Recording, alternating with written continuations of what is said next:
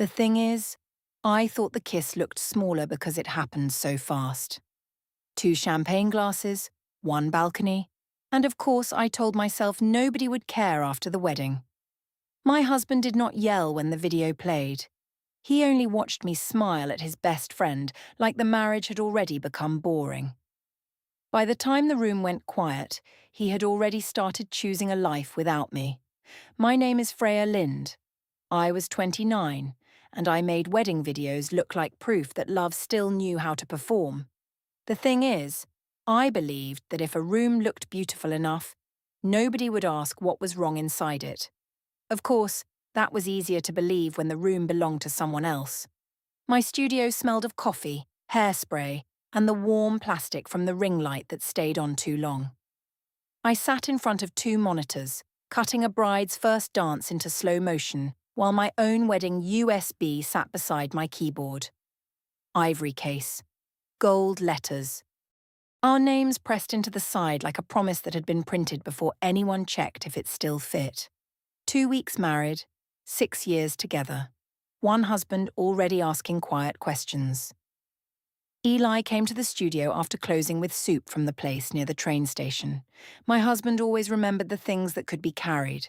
Soup, chargers, a spare sweater, the umbrella I left under every table. He placed the bag beside my laptop and asked if I had eaten. A year before, that would have made me kiss him near the door. That night, I kept trimming the bride's veil in the timeline and told him I would eat later. He stood behind me and watched the screen. A groom was crying while his bride walked down the aisle. Eli said the man looked like he meant it. Softly, almost to himself. I told him cameras made everyone look more emotional. He did not answer right away. Then he asked what had changed after our wedding. Not what I had done, not who I was texting, what had changed. That was his way. A small question placed down like a glass of water. He expected me to drink from it and call it care. What he meant was that he missed me. What I heard was that he had started measuring my distance. I told him nothing had changed. I said weddings were strange because I spent my whole life editing other women's romance, and then mine had to survive being real. That sounded smart enough to hide behind. My phone lit up beside the ivory USB. Theo. Eli saw the name. He did not reach for it. He only looked at the screen, then at me. Theo was his best friend. Best man. Brother in every way except blood. He had stood beside Eli at the altar and cried during the vows, or said later he had allergies. The message said the wedding trailer better include my good side. I smiled before I could stop myself. Eli picked up the soup bag and moved it farther from the laptop fan. Careful, useful, quiet. That night, the videographer emailed that the first cut of our wedding film was almost ready. The rehearsal dinner had smelled of rain on patio stone and garlic butter from the kitchen vents. The thing is, a room before a wedding is dangerous because everyone has already agreed to call pressure happiness. Of course, I knew how to use that. I had built enough wedding weekends for other women to know where the camera would go and where the jokes would land. 2 long tables, 1 white dress waiting upstairs, a best man who watched me like I had not become someone's wife yet. Theo sat across from me, not beside Eli. That should have helped. It did not. Distance can make a look louder. Eli was speaking to Jonah about the hotel shuttle, checking times on his phone because 3 guests had missed the welcome drinks. He looked calm, prepared, already married in his head. Theo lifted his glass and told the table that Eli was lucky I still looked like trouble. People laughed, small at first. Then wider because Theo knew how to hand a room permission. Eli smiled too, but his smile came late. Livia leaned close to me and said that was the kind of compliment husbands forgot after the paperwork. I told her not to be wicked. She said marriage only killed women who let it. Livia had been divorced for 11 months. She called it freedom, but her apartment still had her ex-husband's mail in a bowl by the door. She liked my sharp edges because they made her own choices look brave. Later, near the dessert table, Theo touched the back of my chair and asked if I was nervous. I said I was not the nervous type. He said that was what made me dangerous. He said it low enough that nobody else had to hear, but loud enough for me to carry it. Eli was standing near the patio heaters with our planner, fixing a seating issue because my aunt had refused table 9. He looked over once. His eyes went to Theo's hand, then to mine. I moved my chair 1 inch away. Not because I wanted to protect him, because I wanted him to see that I could. That is the part I hated later. Even my restraint had an audience. After dinner, Eli and I took the elevator to our hotel floor. The hallway had blue carpet with gold shapes that looked expensive until you looked too closely. He held my garment bag because my hands were full of flowers from Livia. He asked about Theo's comment. Specific. Factual. One named thing. What had he meant by I still looked like trouble? I told him Theo had always joked like that. Eli said he knew how Theo joked, and that was not exactly the same thing. There it was. The careful voice. The one that made every feeling sound like a box being labelled. I heard suspicion where he meant discomfort. I heard ownership where he meant, please do not make me look foolish beside my own best friend. I told him he was choosing a strange night to become insecure. His hand tightened on the garment bag hook. The flowers in my arms smelled too sweet. He said he was not trying to ruin the night. He said he only wanted to know if I saw how it looked. I said people only cared how things looked because they had nothing better to feel. That sentence pleased me when it came out. It sounded like something a woman in one of my videos would say before turning her face toward the camera. Eli carried the garment bag into the room and hung it on the wardrobe door. He did not speak while he untangled the train from the hanger. 1 minute. 2 careful hands. No argument. The next morning, the bridal suite was full of hairspray, fruit trays, and women speaking too loudly because quiet would have let the day become real. Livia poured champagne into plastic flutes before noon and said I looked expensive enough to make men regret every mistake they had ever made. I told her Eli had already won, so regret was off the table. She said winning a wife and keeping one awake were not the same sport. I laughed. Of course I did. Nadia, Eli's sister, was near the window, pinning a small flower onto her dress. Her mouth did not move with the rest of us. She had always liked me in the way careful women liked storms from inside a locked house. She could admire the sound and still know what it could break. She asked if Eli knew Theo kept texting me. I said Theo was texting about groomsmen timing. Nadia looked at my phone, then at my face. She said timing was an interesting word. That was the first small line drawn around me. Not a wall yet. A chalk mark. At the ceremony, the vineyard grass was wet from morning rain. Eli stood at the end of the aisle in his dark suit, and for 1 clean second my body knew him before my mind began arguing. He looked at me as if he had carried 6 years to that place, and would keep carrying them if I asked. It should have been enough. After the vows, after the photos, after the first dance, the reception grew warm. Wine loosened the room. The string lights made everyone look forgiven. Theo found me near the balcony doors and said I had disappeared into wife mode too quickly. I said wife mode was good for the edit. He said the edit was not the same as the woman. That landed too hard. Eli was across the room helping the planner find my grandmother's wrap. Useful again. Kind again. Far away while standing 20 feet from me. I stepped onto the balcony because the air was cooler there. Theo followed after a minute. He did not rush. He never rushed when rushing would make him responsible. The doors stayed open behind us. Music came out in soft bursts every time someone passed. Theo said Eli was a good man. I said I knew. He said good men sometimes forgot women needed to be wanted out loud. I turned toward him. Not away. That was the choice. Not the kiss yet. The turn. When he kissed me, it was short. A mistake could fit inside it if I wanted the word mistake badly enough. But my hand went to his sleeve, and my face lifted, And somewhere behind the balcony doors, a second camera was still recording the dance floor. When I pulled back, Theo smiled like he had not done anything he could not later soften. I smiled back. That was the part the camera kept. The apartment smelled of baked brie, cheap white wine, and the dust that came from a projector when it got too hot. The thing is, I invited people over to watch the wedding film because I wanted to see the day obey me. Of course, that sounds worse now than it sounded while I was arranging napkins on the coffee table. 6 weeks married, one ivory USB. A room full of people who still thought they were coming to see romance. Livia arrived first with flowers and a bottle of sparkling wine she said tasted better if nobody read the label. Jonah came with his girlfriend, Sarah, and a bakery box balanced on one palm. Nadia came because Eli asked her, not because she wanted to be there. Theo arrived last, which was his skill. Late enough to be noticed, not late enough to apologize with effort. He hugged Eli first, then me. His hand stayed between my shoulder blades for less than a second. Less than a second can still have a temperature.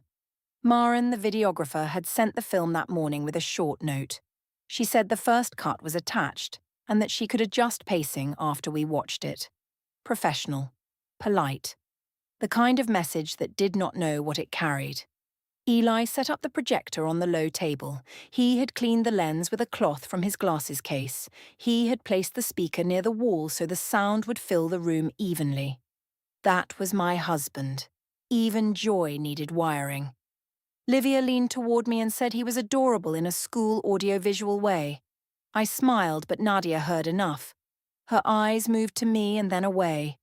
The film started with drone shots of the vineyard. Mist over the vines, white chairs, my veil lifting in the wind.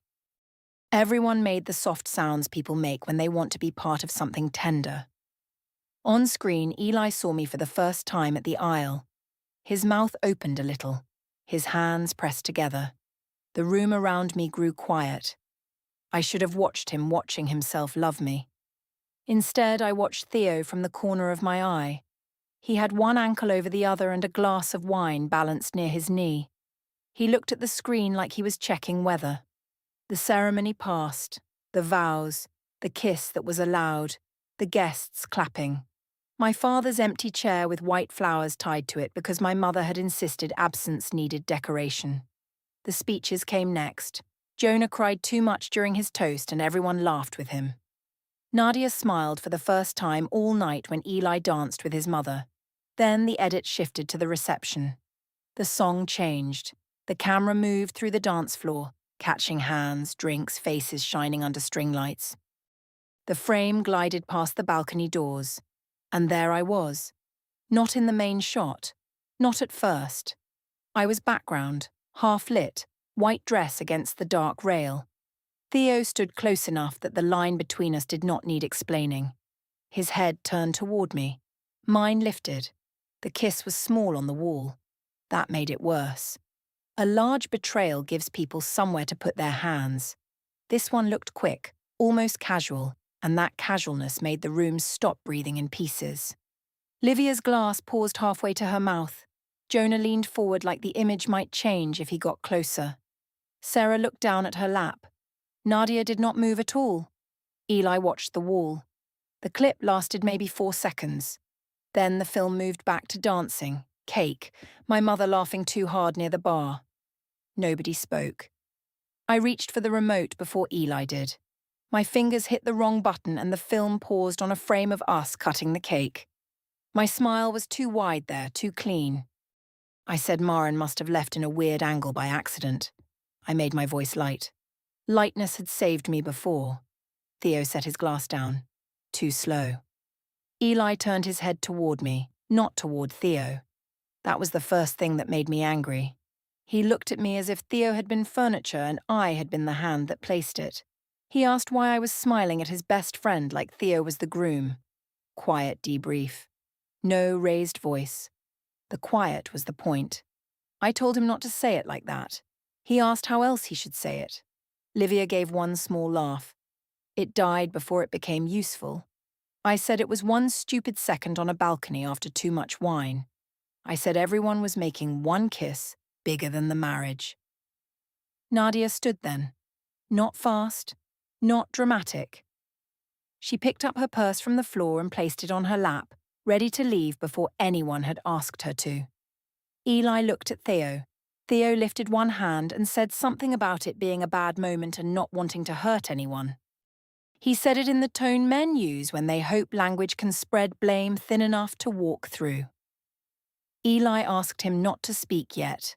2 words from my husband would have been less frightening if they had been louder.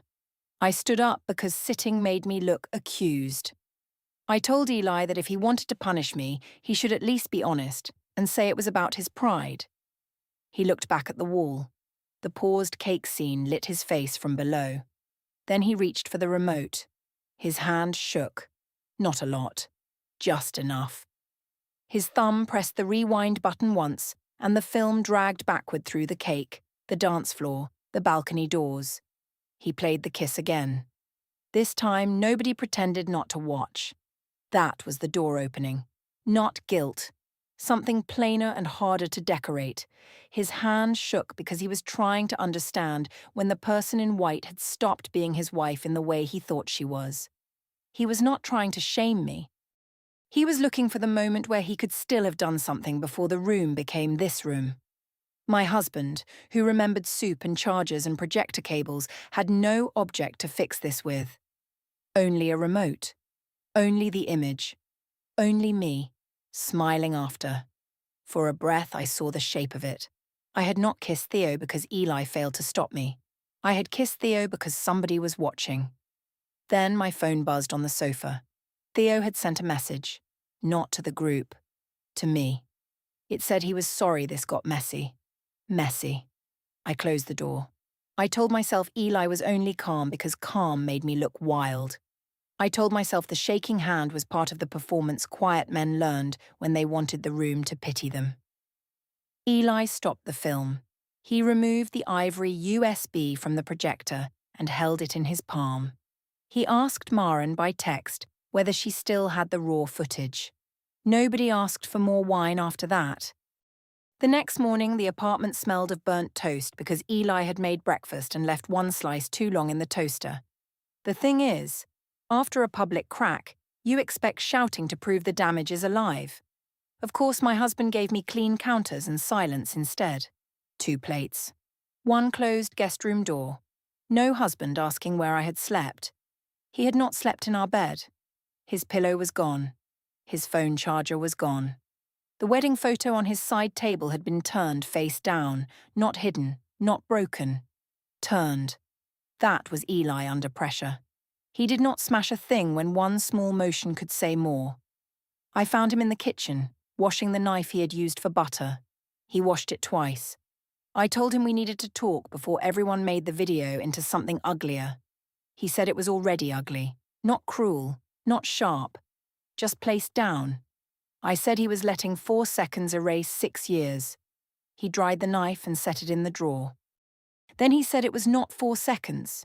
It was the rehearsal dinner, the balcony, the private texts, the way I watched Theo to see if my own wedding still made me desirable. It was the accumulation, not the incident. There was the pattern, named like he had finally found the label and hated needing it. I said he had been collecting charges. He said he had been trying not to. That answer left me with nowhere to put my hands, so I picked up the toast and scraped the black edge into the sink. The crumbs stuck to the wet steel. By noon, Nadia had called him twice. She had not called me. Nadia always used to call me after family tension because she believed in managing people before they spilled. This time she sent one message asking if I understood what I had done to her brother. I wrote that the video lacked context. She did not answer.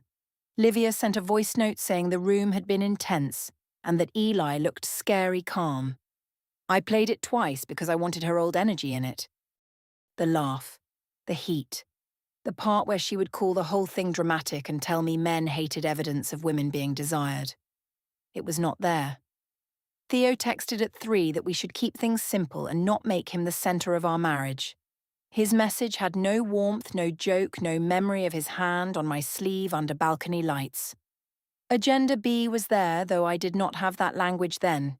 He liked being wanted. He did not like being named. I sent him that he was acting like the kiss kissed itself. He did not reply for 4 hours. That evening, Eli went to Nadia's for dinner. He told me before he left because he was still polite enough to make absence look scheduled. I asked if I was invited. He said not tonight. Not tonight is small. It can still close a room. I drove there anyway after 30 minutes because not going made me look guilty and I still cared about shape. Nadia lived in a narrow townhouse where the hallway smelled of cardamom tea and floor cleaner. Jonah's car was outside, Sarah's too. That hurt more than I let my face show. Inside, Eli was at the dining table with his sleeves rolled up, helping Nadia's son glue a broken toy wheel back onto a truck. He looked tired, but the boy kept talking, and Eli kept answering. Nadia opened the door and did not step aside at first. She asked why I had come. I told her I wanted people to stop discussing my marriage without me. She said people had watched me discuss it with my mouth on another man. There are lines people say only once because they do not need improving. I said Nadia had always wanted Eli to marry someone quieter. She looked past my shoulder toward the street, then she moved aside because she would not make a scene in front of a child. That was her kind of control. At the table, Jonah avoided my eyes. Sarah gave me a careful hello. Eli looked up from the toy wheel, and for 1 second his face softened by habit. Then it closed again. The boy asked if Aunt Freya was staying for dinner. Nadia said not tonight. Same words. Different mouth. Same locked door. I stood near the counter while they finished eating. It was humiliating because nobody humiliated me. That was the worst part. No accusation loud enough to fight. No insult. Just a family meal continuing around the space where I no longer fit. Eli walked me to the hall after 10 minutes. He asked what I wanted. I said I wanted him to stop making himself the wounded hero. He leaned one shoulder near the coat rack. His voice stayed low. He said he had spent years trying not to be the kind of man who made a woman feel trapped. He said he had asked carefully, waited carefully, loved carefully. Then he said maybe careful had become another way to disappear. That was vulnerability, real and unprotected. I missed it on purpose. I told him he was using sadness because anger would make him look less noble. His eyes moved once away from me and back. Something ended there, but quietly. It was not a door slam. More like a light turned off in another room. Back home, the wedding film was gone from the coffee table. The projector was packed in its case. The ivory USB was not beside my laptop. I asked where it was. He said he had put it somewhere safe. The word safe irritated me so much that I laughed. I said he was treating a wedding video like evidence from a crime. He said nothing. That silence made the apartment larger. Over the next few days, the circle kept shrinking. Jonah stopped replying in the group chat. Sarah removed the wedding photo of all of us from her story highlights. Nadia picked up Eli's dry cleaning because he had started staying with her some nights. Livia still answered, but slower. Her messages had lost their teeth. Theo sent one line saying he needed space from both of us for now. Both of us. As if he had not stood on that balcony too. On Thursday, I came home and found Eli at the kitchen table with his laptop open. Not hidden, not displayed. The ivory USB sat beside it, labelled with our married names. He was writing dates into a plain document. No official words, no threats, just dates. Rehearsal dinner, balcony, viewing party, text request to Maren. Time the raw file arrived. I asked if he was making a list. He closed the laptop. He said he was trying to remember accurately before everyone made remembering convenient. I told him that sounded cold. He looked at the USB, then at me. He said cold was what people called pain when it stopped begging. That night, he took his wedding ring off before washing dishes and did not put it back on. The apartment had become too neat. The thing is, neatness can be its own kind of threat when the person cleaning has stopped asking what should be saved. Of course, I told myself Eli was only organising because he did not know how to feel without folders. 2 mugs in the cabinet. 1 ring missing from his hand. No argument left to win.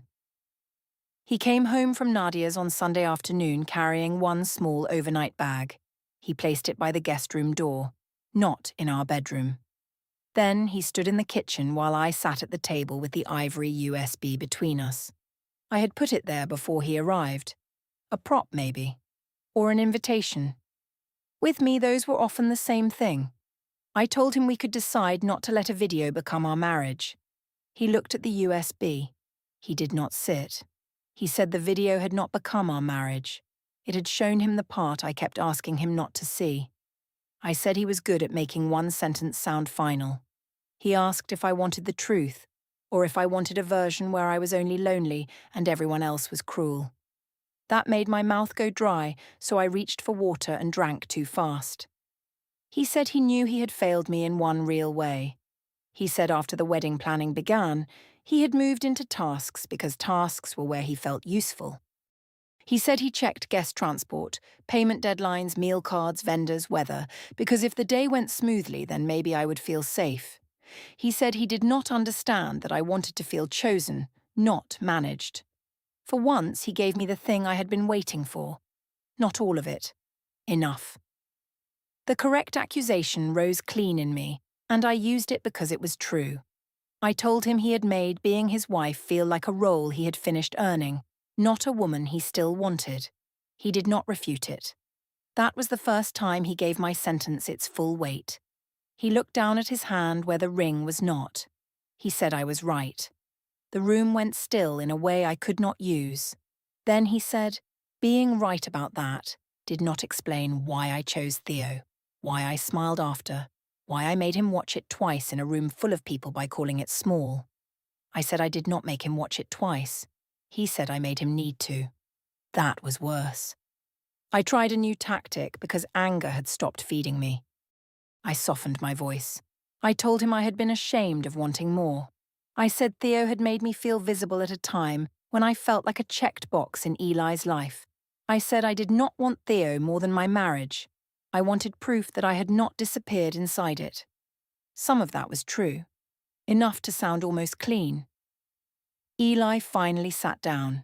Not close. Across from me. He folded his hands on the table and the pale mark where his wedding ring had been sat between his fingers. He said he could try to learn how to love me louder, but he would not compete with a man who used his friendship as a doorway into our marriage. Final and clean. One offer with a boundary inside it. I heard the boundary louder than the offer. I said then maybe he had already decided. He answered that I had been deciding in public for weeks and calling it confusion. My phone sat beside my plate. I texted Theo under the table because some part of me still believed he would know what to say. I wrote that Eli was making him the whole problem and that I needed him to tell the truth about the balcony. Theo replied after 18 minutes. He said there was nothing helpful to add and that he did not want his name dragged through more drama. His name. The man who kissed me beside my wedding reception wanted protection from being mentioned. I read the message twice and placed the phone face down. Eli saw the motion. He did not ask. That made it uglier. After he left for the guest room, I called Livia. It rang until voicemail. She sent one message later saying she was sorry. This was too much. One sentence. No spark. No flame emoji. Nothing to drink from. The enabler's absence did not arrive like betrayal. It arrived like a chair nobody pulled out for me. Monday moved quickly because real dread often uses ordinary errands. I answered work emails, edited a bridal teaser, and approved a caption about timeless devotion for a couple who had argued through their whole reception. My boss asked if I could take a few days off because I had missed 2 deadlines and uploaded the wrong ceremony audio to a client folder. He said it gently. Gentle was everywhere now, doing damage. At lunch, Maren sent Eli a confirmation that the raw files were stored and time-stamped. He forwarded me nothing. I only knew because Maren messaged me separately to say she hoped I understood she had to handle requests professionally. Professionally. People loved clean words when they wanted to step away. That evening, I found Eli in the living room packing the wedding album proofs back into their envelope. He did it page by page: ceremony, family portraits, reception, balcony doors visible in the background of one wide shot. He paused there. His thumb touched the edge of the page, not my face in the photo. I asked if he was taking those too. He said he was not taking anything that belonged to both of us.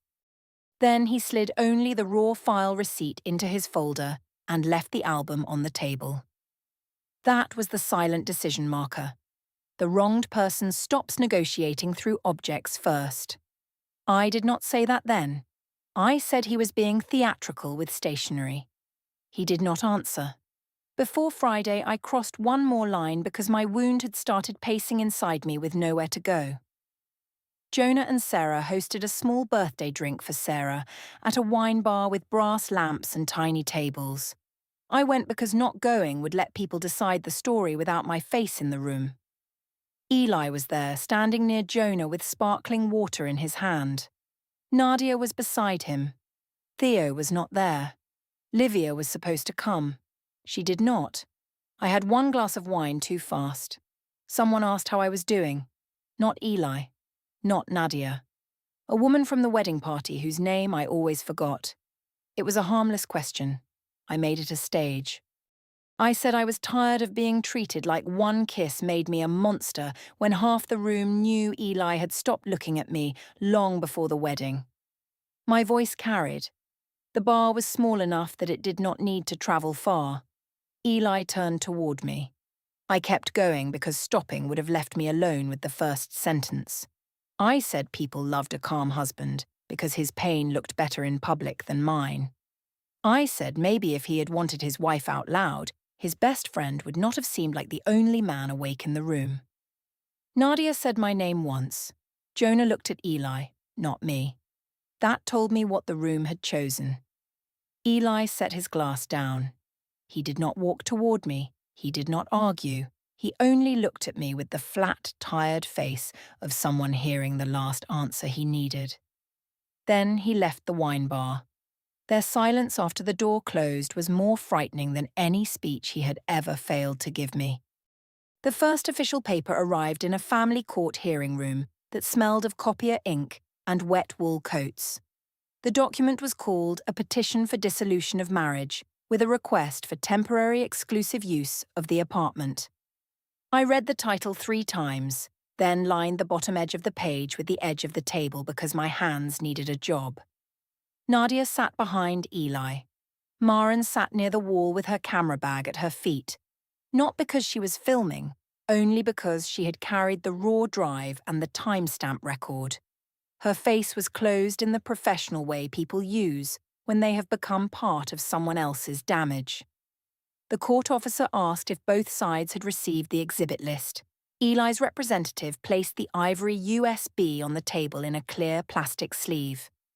Our married names showed through it in gold letters. The video played on a small laptop, not the projector from our apartment.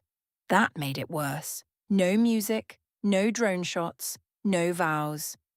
Only the raw balcony angle, the time marker in the corner, my white dress near Theo, my face turned up, the kiss, the smile after. The judge said the footage was being considered for limited temporary matters and credibility around the living situation. Neutral, exact, not cruel. I wanted to say it was 1 second. Instead, I pressed my thumb into the seam of my sleeve until the fabric left a line in my skin. The immediate order gave Eli temporary exclusive possession of the apartment while the case moved forward. I had 7 days to remove personal belongings by scheduled arrangement. The court also ordered both of us not to post, edit, or circulate the wedding footage. Theo was not in the room. Before the hearing ended, he sent a message saying he was stepping back completely and hoped I would understand. I moved into a short-term rental above a pharmacy, where the bathroom light hummed and the window faced a brick wall.